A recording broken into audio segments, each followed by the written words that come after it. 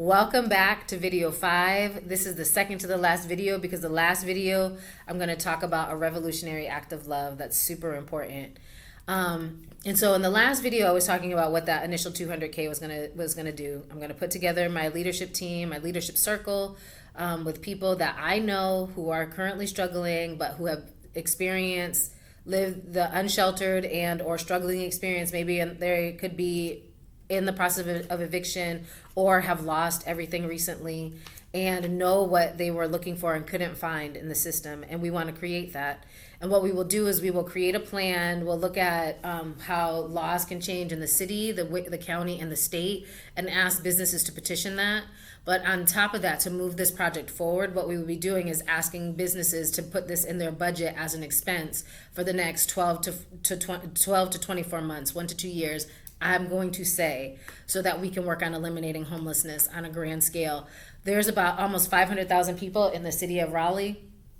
I feel like with approximately 1% of the population being unhoused, and that includes adults and children, and if I'm saying that 1%, which would be about 5,000 people, and when I say that, people can go and look at the PIT count, and which is a point in time count, and say, well, it only says it's like 1,200 people.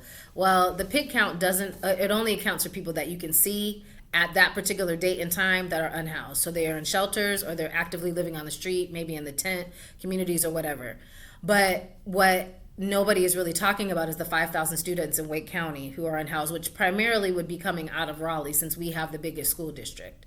And so you add 12, let's say 4,500 of those students out of let's say 4,000 of the students out of the approximate 5,000 that are struggling with housing stability in Wake County come from Raleigh. 4,000 plus 1,200 in the PIT count is over 5,000 people, because our children are people too. I don't know why we keep diminishing them, but they're people too.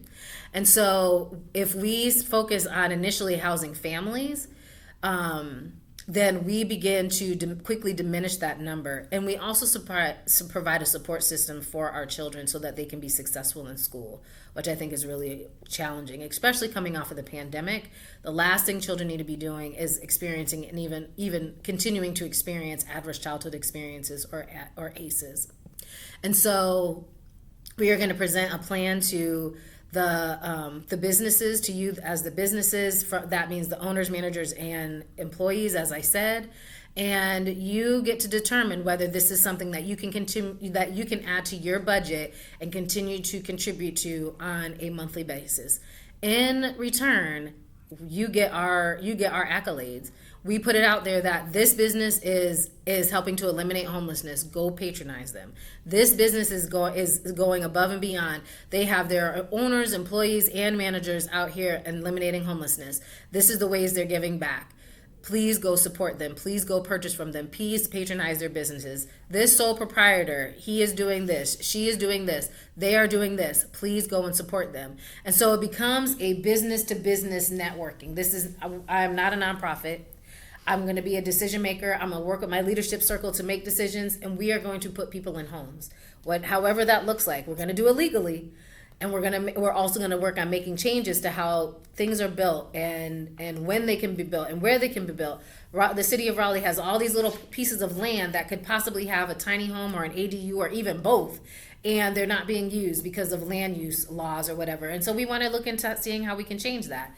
And so that is how businesses will benefit. Not only that, but if you have problems with your business, because whether it's safety issues or theft or anything along those lines, because of people who are unhoused, we're housing them. And that begins to open the door for other people to patronize you, who want to patronize you, so that your business can stay open later, so that your employees can leave at the late night hour and get home safely and not be afraid and not need police escorts and things of that nature.